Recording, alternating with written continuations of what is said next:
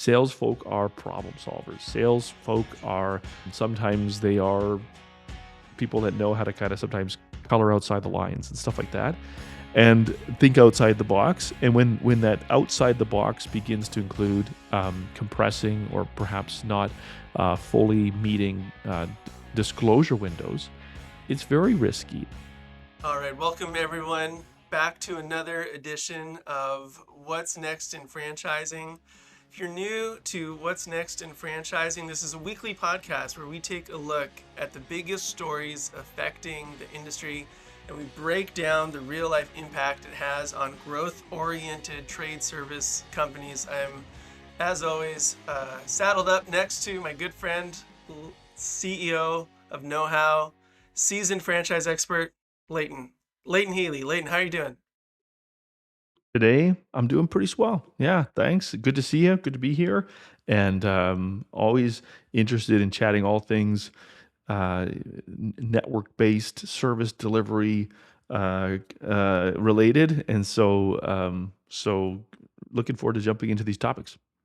Awesome. Well, hey, I mean, first order of business, I think we got to find some way to like condense it down into something that's not as meaty as network-based service industries or however we described it, but that's okay. We've got a crack marketing Yeah. team.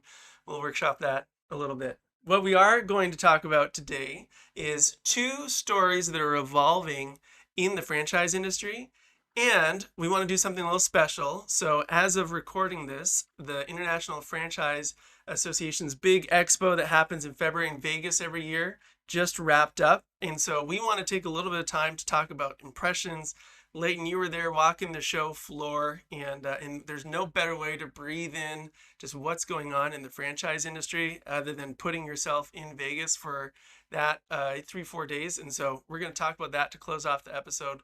But first, we want to talk about franchise disclosure timing. And if three unsexier words have never been paired together before, let me describe what's going on and why this is so important. And so when you have a franchisor that is about to sell a franchise location to a new buyer, there are regulations for the amount of time you have to give someone to read critical documents before that sale actually completes.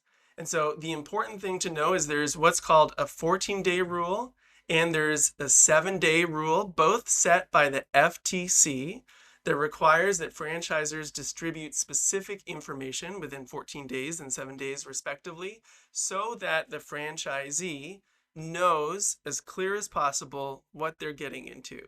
It's all about that good fences make great neighbors. We talked about that on a previous episode. And the reason it's relevant is as franchise sales are increasing, more companies are getting into that risk area where they're not abiding by those 7-day and 14-day rules.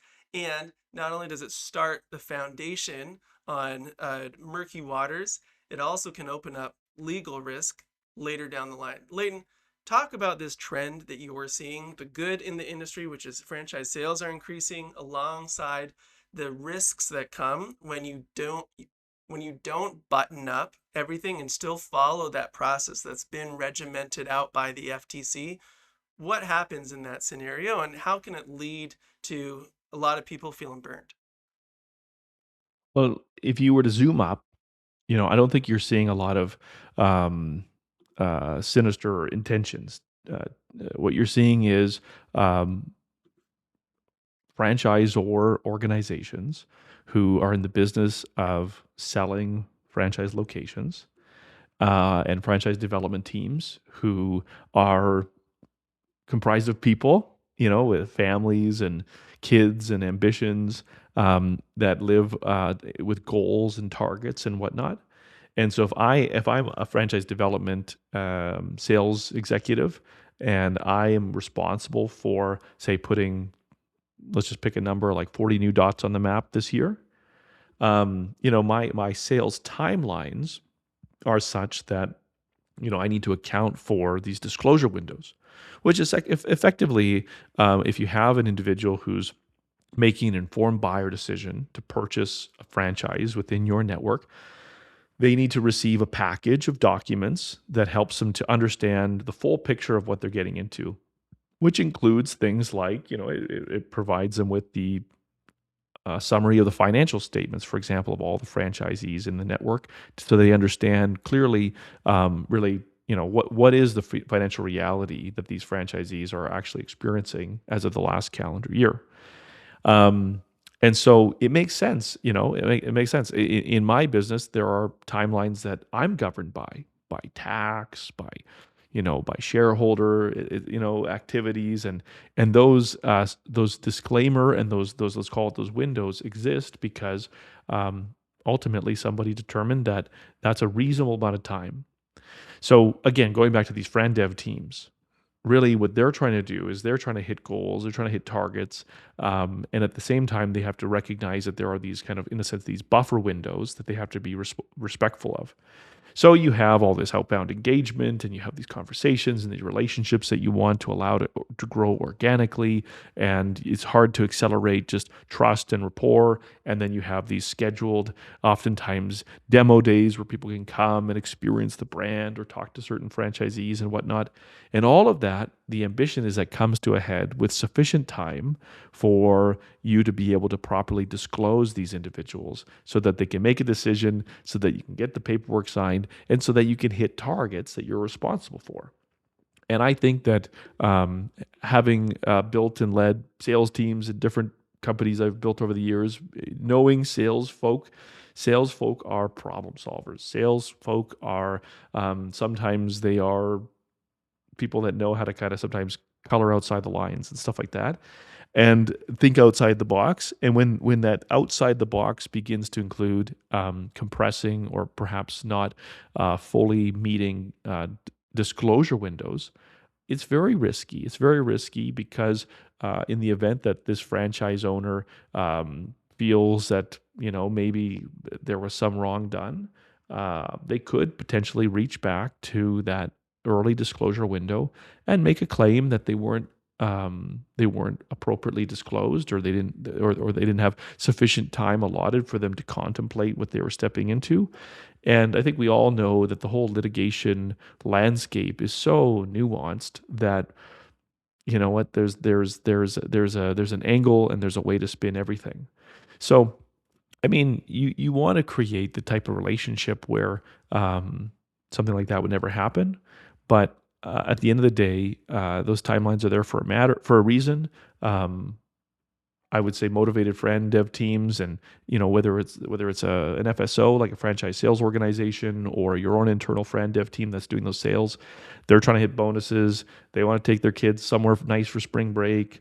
They're trying to get the second vehicle. I mean, there's all those kind of practical realities that can just lead a person to mistime their pipeline, mistime their sales process, move something ahead faster than it should, and you can put yourself in a precarious situation. We have a person on our team who uses this saying a lot, and I think it summarizes this situation possibly quite well, which is there's no imperfect system. Right? Oftentimes, the outputs that we're seeing in our companies are just a result of the inputs that we have put.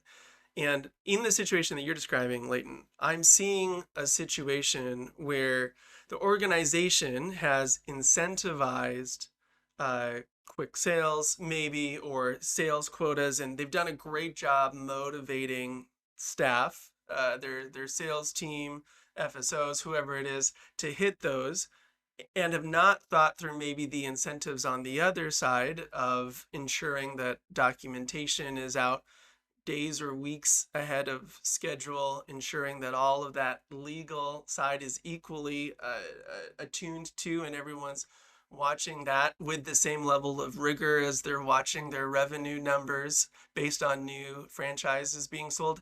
Is that an overly simplistic view? Is it, or does it come down to incentives?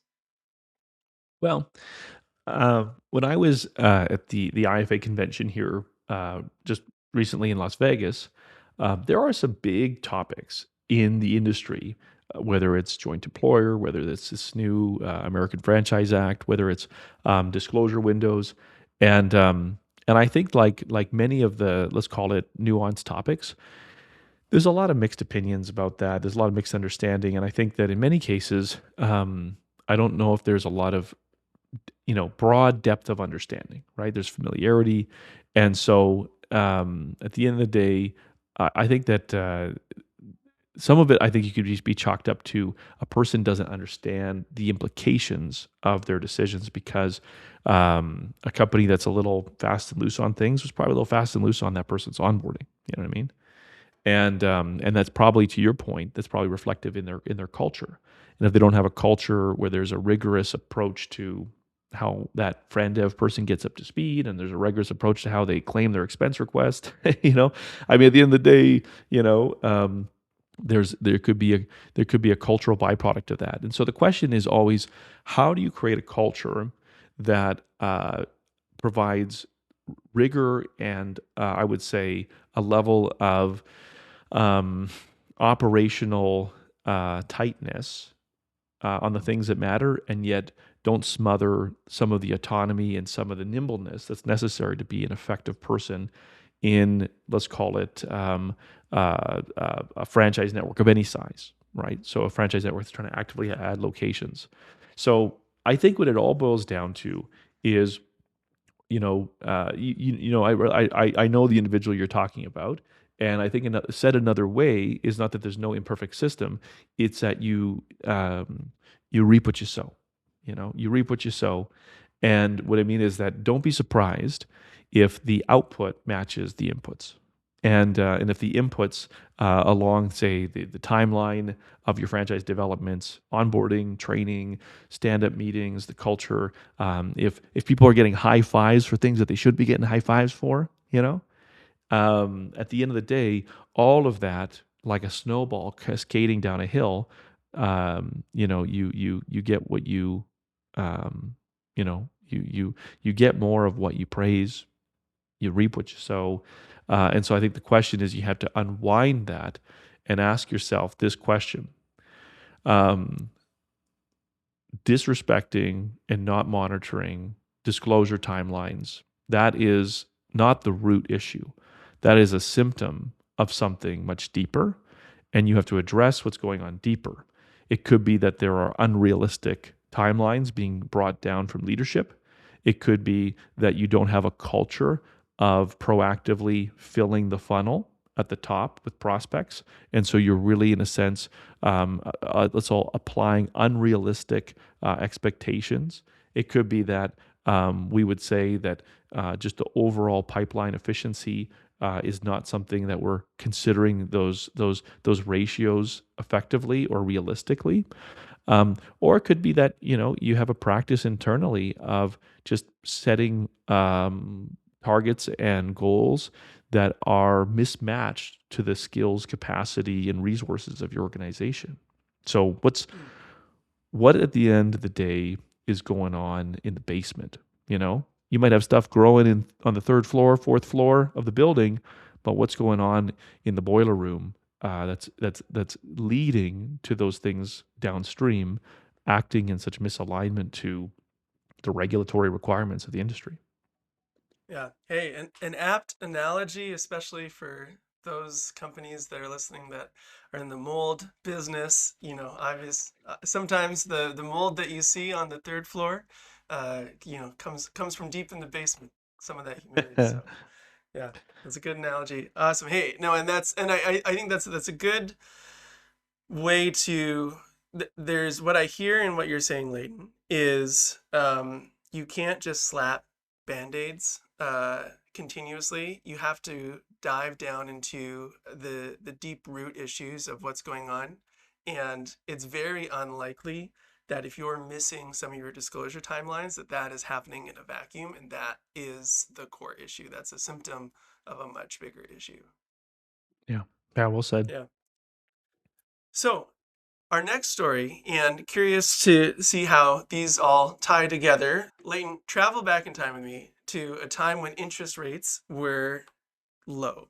And anyways, it might feel like it was a ways ago, but most of us can remember when the getting was good, interest rates were low, and the industry felt like this was the time, and people were proceeding full steam ahead. Now, the last 2, 3 years, that has not been the case, and interest rates have been quite high. But our big story is we're looking at interest rates continuing to come down over the last 6 to 9 months. And we're looking at how is that going to affect the franchise industry. Now, of course, the big caveat is no one knows what interest rates are going to do in the upcoming weeks and months.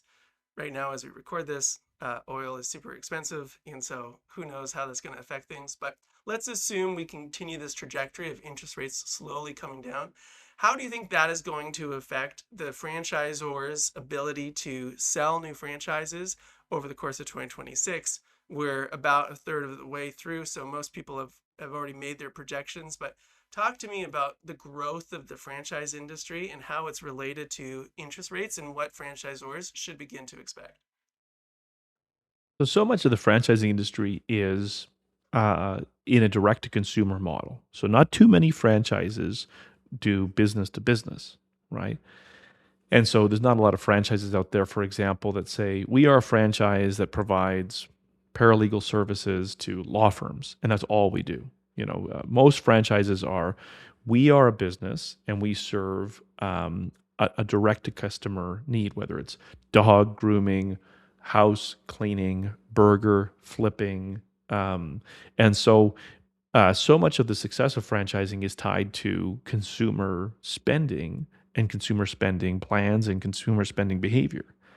The interest rates are at a place right now where a lot of homeowners, a lot of individuals that I would say invest in bigger ticket items, those individuals and again, this is just kind of, I think, a fair generalization.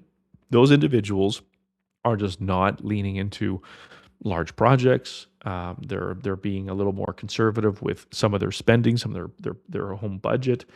And there's all these compounding activities, or let's call it all the compounding macro factors. There's the wars on one half of the earth where it seems like they just zig and zag every day, and whatever's downstream of that. There's the tariff dynamic that's being seems like it's being it changes frequently. That creates compression. Again, the markets reflect that. So I'm not an economist. I'm also not in the actuarial science of determining risk and whatnot. But what I do know is that in my world, this would be, if a person was to say, this is the year to invest in the landscaping. Is this the year to expand? Do a big renovation on the home. Is this the year where you think you're going to sign up your kids for a whole bunch of new stuff? I can just speak for myself and my peer group that they'd say, no, this isn't the right year. This is the year to think about being shrewd. Maybe this isn't the year to take a lot of risks. And I don't think that sentiment is an outlier. So I think that what you're seeing just the broad downstream effects of consumers looking at the news, consumers looking at the markets, consumers looking at the interest rates posted from their banks, and the consumers looking at the price of gas and just saying, I think that this is probably not the year where we're going to take on a bunch of debt risk, where traditionally homeowners have leveraged, the equity in their homes, or have leveraged the equity on their credit cards, to think about how do we, pour some money into some service. So is that going to change? Is that going to improve? Who knows? But I think what we do know is that stepping into the back half of this year, there are a lot of political figures in North America who are going to have a lot of incentive to create positive consumer sentiment. And if markets are feeling very compressed and people are feeling that their pockets are not as deep, anything that's going to go towards creating more consumer confidence, I think is probably going to roll out probably next year. But I think that right now, like having been at the International Franchise Association convention, it was very clear that right now one of the biggest broadly experienced factors is that people are experiencing compressed revenue in this first quarter, and all you would have to do is just step into the IFA does a great job at their convention hosting these roundtable discussions, and each roundtable has kind of a discussion card, like a tent card for what's being discussed, and almost a great way to kind of get a temperature on the industry is just to see which tables, which discussions, in a sense, just very practically, have the most people at those tables. And one of the things that I observed is that at those tables, the tables that were focused on lead generation, aka finding more work for our franchisees, were packed. Standing room only. The tables that were like, how do we go out and hire a worker? Sparsely populated, right? Um, the tables that are around say, how do we create good financial practices in our network? Again, sparsely populated.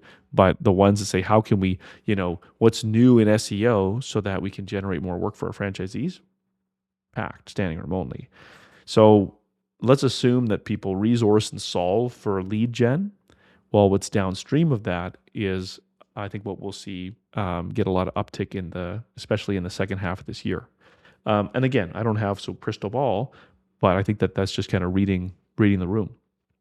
Yeah, I think it's such an important point. Not to be too simplistic, but the two ways franchisors make money: they sell new franchises and they earn more revenue from their existing franchises. Both of those are affected by consumer sentiment. People not feeling like this is the year to take risks. Obviously, a husband and wife are less likely to maybe try to get a bank loan and put down $500,000 so they can buy a new franchise. And at the same time, like you said, consumers are less likely to do a big home reno where they might need a franchise to support them in that. So, yeah, volatility, it's an understatement to say there's just some volatility out there. And, business owners control what you can control, but assume that volatility and lack of confidence among consumers in new franchises is going to affect your revenue for 2026.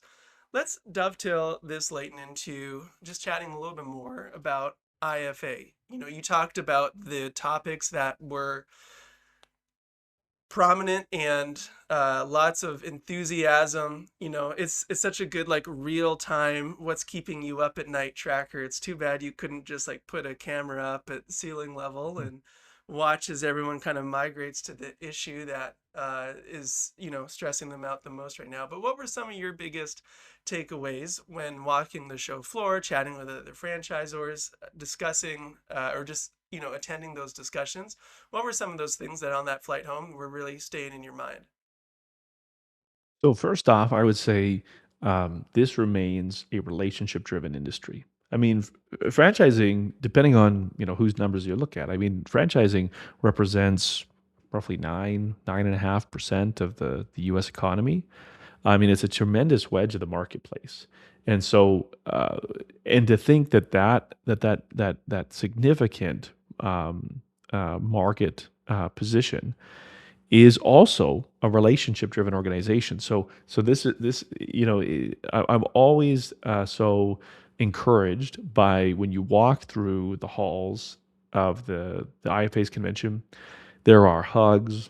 You'll hear people, um, for lack, I just can't have a, but the only word that's coming to my mind is they kind of squeal with excitement as they see people that they haven't seen in a little while. There is friendships. There's warm introductions. You hear a lot of "meet my friend." I want you to meet this individual. We've known each other for insert long period of time, and so that relational density, that relational interconnectivity, is alive and well. And I think that's why you go to those events. That's why you invest in the conference. That's why you think about investing in your industry credentials and whatnot. And it's not because it's all politics and bureaucracy. It's because these are people powered industries, and people like doing business with people, right? And so that is alive and well. And you see that when we were at the Mandalay Bay which is, it's a great property because on the way to the convention center, you have these kind of two roads, so to speak, within the conference space that are all these, hip restaurants, and there must be a dozen of them. And they were just packed with table discussions, and you could tell the discussion was lively. You could tell that some laptops were open and slide decks were being presented. So um, people broke bread. The socials were packed. So that was very encouraging. So I would say that overall, the relational thermometer definitely, I would say was red hot. Now, when you walk the floor, I would say that one of the things that is interesting is what do you see a lot of and what do you see less of than you think. And so, no surprise, one of the things that you see a lot of is you see marketing service providers, service providers that are going to solve all your marketing issues. I think it's actually quite surprising. I find it surprising how many service providers this industry can maintain that promise predictable lead flow. I would go so far. This is not a perfect count, but I would go so far as to say at least 20% of the vendors involved in the industry would be related to generating leads. And so, I mean, leads is the heartbeat. I was on a podcast just the other day with a tremendous leader who's spent 35 years in his industry. I would say half of that was in franchising. And I asked him, I said, "What's the first KPI you check in the morning as the CEO of this massive brand?" He's like, "Leads. How many leads came in?" And so, no question that there's tons of that. In that kind of blue ocean strategy talk, that's a red ocean, right? The other thing is, you see a lot of these tools that promise some type of agentic function, and I would say that they are heavily biased towards augmenting or enhancing or replacing elements of the call, maybe those after-hour calls, those pre-arrival calls, or whatnot, and then the lead generation. And so that's interesting to see. And again, tons of them. Hey, there's a lot of market there, and it'll be interesting to see kind of who becomes the belle of the ball. And then I would say an interesting trend is I remember the last time I was at the convention was a few years ago, and then prior to that, when I was a franchisor, went a little more regularly. But one of the things it'll be interesting to monitor will be the role and the function of these franchise sales organizations, otherwise referred to as FSOs. These organizations that come in as a partner and help to effectively put dots on the map. And so I think for a variety of reasons, those FSOs don't seem to be as prominent, or let's call it as as visible within just the general kind of expo space. And then one final thing I'd say, which is just a constant, let's call it almost in many ways the bedrock of the industry, would be the law firms. I mean, we just talked about it. This is a very regulated and a very litigious and an industry that deals with, to your point, there's a lot of fence building. There's a lot of fences that have to make all these neighbors. And when you're a franchise brand, you've got 75 or 275 neighbors, so to speak. That's a lot of fences that have to be built from a legal perspective. And so the legal profession, I think, is just, again, they are just having their cake and eating it too. But yeah, sometimes it's surprising what events and what breakout sessions are packed and standing room only, and sometimes it's interesting. You're like, I'm surprised that there's not more people in this conversation.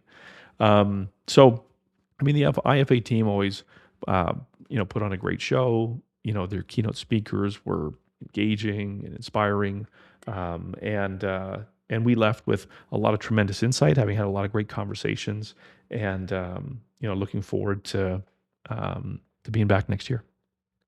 Awesome. It's so interesting what I hear from what you described. It's kind of the same things, like it's a tale as old as time, right? Sales, customer success, legal. 50 years ago, those were probably the three biggest problems companies were trying to solve for. And, as much as we hear about how AI is going to change everything and how technology is rapidly evolving, My guess is 50 years from now, maybe the tools will be different, but it'll still be sales, customer success, customer service, and legal, because those just seem like perennially important areas of focus. And the methods may change, the mediums may change, but ultimately you don't have much of a business if you're not paying attention to those three areas. Big time. Big time. And and hey, I mean, if I was to shout out some things that I'm surprised that there wasn't more buzz, more representation about. I think that's also a big reason why we are winning in that industry is that I think that as brands really think about what is our AI strategy as a service brand, and they have those conversations with their capital partners, they have those conversations with their franchisees who are creating kind of upward pressure to do something. It's obvious that is currently a bit of a pace in place posture of indecision amongst most brands, and so that's a big part of our focus is helping those brands to understand where you start with unlocking the AI opportunity for your brand as a very standards driven, secret sauce powered, how to centered organization. How do you, in a sense, ensure that the way we make the French fries, whether that's trimming a poodle's hair or whether that's clearing out a sink or whether that's in fact making French fries, that knowledge has to be protected and curated because the world of AI is the gasoline that powers it is knowledge, and brands that have to start somewhere. I would say that's a in many ways it's also very encouraging for us because that's our bread and butter. Our bread and butter is how do you bring that knowledge together in a cohesive way, and then how do you use that not just to just support a franchisee getting started, but to truly power success. And so again, I left with just conviction that this is an industry that is going to lean into the challenges of today. But it also I left recognizing that AI vendors and AI providers like us, we have our work cut out for us to help to educate these passionate, motivated, talented executive teams around where you start in this new AI infused service operation world. So I came back with let's call it a fresh mandate to help, as I like to say, simplify the complex. And just how do we, in a sense, provide clarity on how brands can position themselves from an infrastructure layer. So that probably when you ask, what was front of mind for me on the flight home, yeah, it was probably what was on my mind. Awesome. Well, hey, Leighton, speaking of mandates, this has been a great mandate. You and I hanging out together for half an hour, and hopefully it's been beneficial for everyone else who joined us as well. And as always, if you want more about how we are thinking about what's next in franchising, and not only us, but some of the biggest leaders and innovators in the space, you can head to what'snextinfranchising.com or subscribe to this wherever you get your podcasts. All right, thanks everyone. Yeah.